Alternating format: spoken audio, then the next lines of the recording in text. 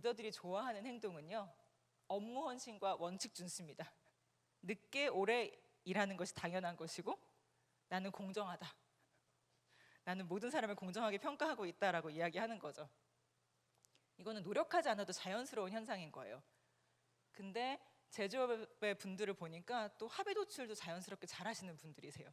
이야기를 잘 하시고, 그리고 영업 쪽에서는 체계 정립을 편안하게 하시는 분들이 많이 있습니다. 이 5칸이란 거는 거의 익스트림 스코어거든요. 늘 하고 너무 좋아하는 거예요. 이럴 경우에 리더가 나타날 수 있는, 보여질 수 있는 문제는 뭘까요?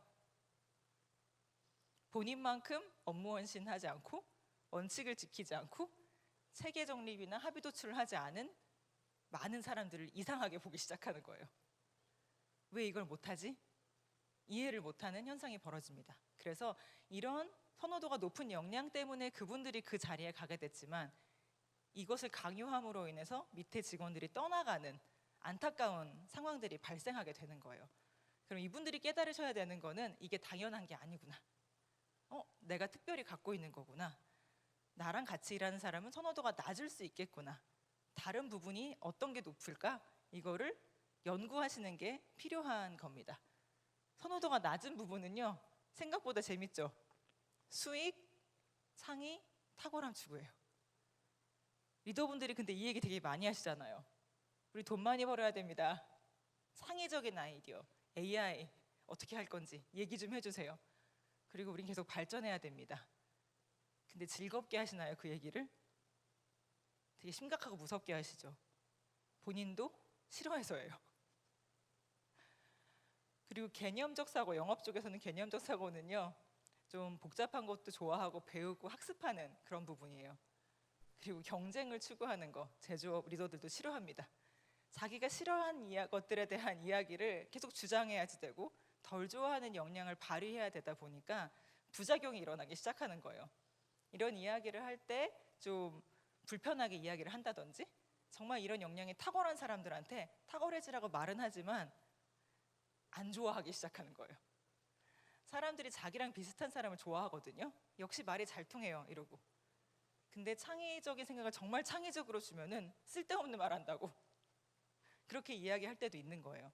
그래서 저희가 보면서 정말 창의적인 사람이 창의력을 잘 발휘할 수 있도록 기회를 제공하고, 그리고 리스크 테이킹이 낮아서 수익 지향이 낮은 거거든요. 리스크를 조금 더 할 수 있는 사람이라도 이 사람이 말하는 리스크는 정말 좋은 제안이다라고 받아들일 수 있는 마음의 여유가 필요한 것입니다. 그래서 이거를 저희가 리더분들한테 보여줬더니 화가 나지 않기 시작했대요. 그 전에는 직원들이 왜 나만큼 하지 못하지? 때문에 막 화가 났었는데, 나랑 다르구나 라고 생각해서 화가 나지 않게 되고 상대방을 이해하려고 노력하기 시작하신 것이 가장 중요한 부분이었습니다. 근데 최근에 경제 위기가 너무 심각해지고 역경 극복을 해야 되고, 또 너무너무 환경이 빨라지게 변하다 보니까 내가 의사결정을 뭘 해야 될지 모르는 거예요. 근데 의사결정하는 거 되게 불편해 하시거든요. 내가 혼자 해야 되니까. 그래서 팀장들한테 저희가 코칭을 하면서 가장 불편한 게 뭔지, 어떤 고민이 있는지 물어봤더니 이게 탑 10이에요. 소통이 너무 힘들고요. 제가 바로 성과 관리해야 되는데 관계, 팀워크 이런 부분이 고민입니다 라고 이야기를 하셨습니다. 임원분들은 순서가 조금 달라졌어요. 소통, 관계, 자기관리, 그리고 협업이 팀이 아니라 전략적 협력으로 바뀌었고요. 제가 몇 년 동안 할지 몰라서 제 미래 설계까지 코칭해 주세요 라고 조심스럽게 이야기를 하기 시작합니다. 그래서 고민의 방향이 좀 다른 거예요. 사실 리더십 사다리라고 레리 캐시 박사가 또 30년 동안 연구를 했어요. 거기서 3단계로 나오는데요. 사실 전체적으로 봤을 때 신임 리더 같은 경우는 과제 전문성이 필요하고, 임원 레벨로 갔을 때는 사람 중심적인 관리 역량이 필요하고, 그 다음에 경영진 C레벨로 갔을 때는 조직 지향적인 관점이 필요하다라고 이야기합니다. 30년간 이걸 연구했다는 거예요. 그래서 제가 무슨 30년이나 걸리셨어요? 라고 하니까 하이 퍼포머를 찾으려고 했는데 자꾸 그만두더래요. 그래서 그 사람이 진짜 하이 퍼포머가 아니구나라는 걸 깨닫고 30년 동안 계속 이 사람이 잘하나? 저 사람이 잘하나? 저 사람이 갖고 있는 선호 역량이 뭔지 계속 확인을 했다고 합니다. 초급 관리자는요, 합의 도출하고 명료하게 의사소통하고 책임을 수용하는 게 진짜 중요한 역량이에요. 그래서 자기가 이 선호도가 낮은지 높은지를 알 수 있으면 어디서부터 출발해야 되는지를 압니다. 여러분 내비게이션 보더라도 지금 사당에서 오신 분은 금방 오셨죠? 명료한 의사소통이 높으신 분이 사당 정도에 계시면 빨리 오시고 조금만 노력해도 되는 거예요. 나는 일산이다.